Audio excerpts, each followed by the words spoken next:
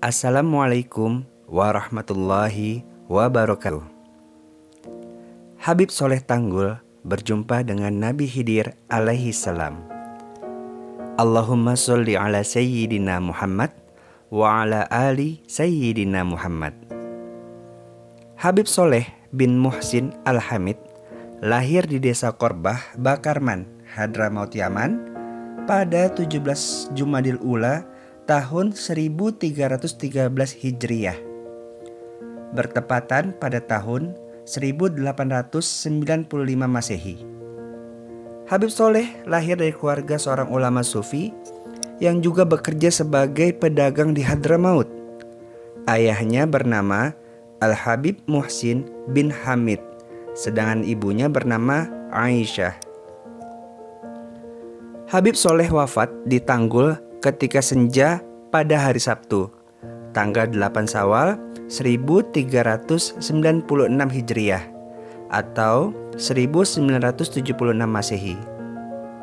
Beliau wafat setelah berwudu dan sebelum sempat melaksanakan sholat maghrib. Dimakamkan pada hari Minggu 9 Syawal 1396 Hijriah setelah sholat zuhur di samping kiblat Masjid Riyadus Sholihin. Habib Soleh bin Muhsin Al-Hamid, beliau adalah seorang wali kutub yang lebih dikenal dengan nama Habib Soleh Tanggul. Berasal dari Hadramaut dan pertama kali melakukan dakwah ke Indonesia sekitar tahun 1921 Masehi dan menetap di daerah Tanggul, Jember, Jawa Timur. Pada usia 26 tahun, yaitu pada bulan ke-6 tahun 1921 Masehi, dengan ditemani Asy-Syaikh Al-Fadil As-Soleh Salim bin Ahmad Al-Askari, Habib Soleh meninggalkan Hadramaut menuju Indonesia. Mereka berdua singgah di Jakarta untuk beberapa saat, kemudian menuju ke Lumajang di kediaman sepupunya Al-Habib Muhsin bin Abdullah Al-Hamid. Habib Soleh menetap di Lumajang untuk beberapa lama, kemudian pindah ke Tanggul dan akhirnya menetap di sana hingga akhir hayatnya. Pertemuan dengan Nabi Khidir alaihissalam mengisahkan tentang Habib Soleh Tanggul tak bisa lepas dari peristiwa yang mempertemukan dirinya dengan Nabi Khidir alaihissalam. Kala itu, layaknya pemuda keturunan Arab lainnya, orang-orang masih memanggilnya Yi, kependekan dari kata Sayyid, yang artinya tuan, sebuah gelar untuk keturunan baginda Nabi Muhammad SAW. Suatu ketika, Yi Soleh sedang menuju stasiun kereta api Tanggul yang letaknya memang dekat dengan rumahnya. Tiba-tiba datang seorang pengemis meminta uang. Yi Soleh yang sebenarnya membawa uang Rp10.000 menjawab tidak ada.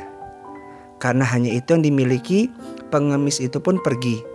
Tetapi kemudian datang dan minta uang lagi. Karena dijawab tidak ada, dia pergi lagi. Tetapi datang untuk ketiga kalinya. Ketika didapati jawaban yang sama, orang itu berkata, "Yang Rp10 di saku kamu?" Seketika Yi Soleh merasakan ada yang aneh. Lalu dia menjabat tangan pengemis itu. Ketika berjabat tangan, jempol si pengemis terasa lembut seperti tak ada bertulang. Keadaan seperti itu, menurut beberapa kitab klasik, adalah ciri fisik dari Nabi Khidir alaihissalam.